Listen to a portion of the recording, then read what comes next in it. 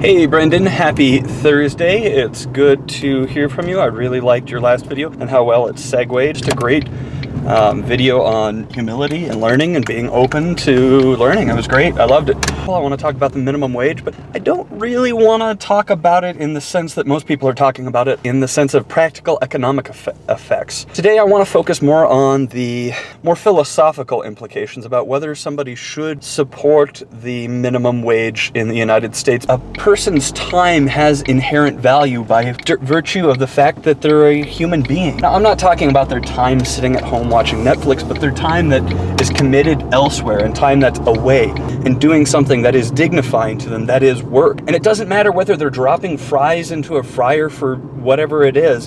See, I think one of the other things that left-leaning people don't often realize is that this powerful economic impact can cause a lot of people to lose their jobs. And even people who have jobs, the jobs that they have become worth less. There's a value that's driven by the money. Both sides need to acknowledge two things. One, that human life is inherently valuable and the effort expended to maintain it is inherently valuable.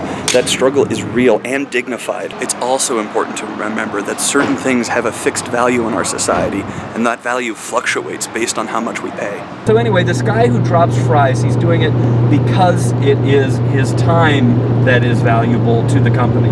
Not his skills, not his inherent talent, not his worth as a human being, but his time. And that time is inherently valuable because he is working to sustain himself, at least. And that's good. If you believe that people are good, somebody who sustains themselves in that way is also good, even if it is just the barest investment of time. Something that needs to be recognized on both sides, Brendan, it's often brought up in the argument, is that minimum wage levels in the early 1970s were at a very high level and allowed a person to buy cars by working or provide for themselves a college education. And I agree that those things can be very, very good for the economy, but I think we need to take a look at the economy in that time period and sort of step back and say, was that really the best thing that was for our country at the time? Now, I don't know, I didn't live back then, I don't have any particular expertise of the economics of the 1970s, but at least from what I have learned in any sort of history setting, the economics of the 1970s were not great for us or great for our country.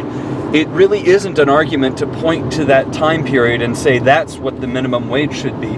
That was the highest minimum wage in our country's history. That doesn't mean that was the best minimum wage.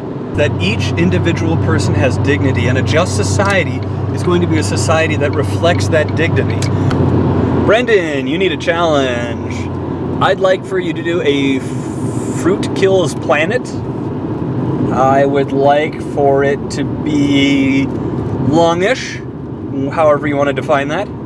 And my suggestion for you is that something explodes.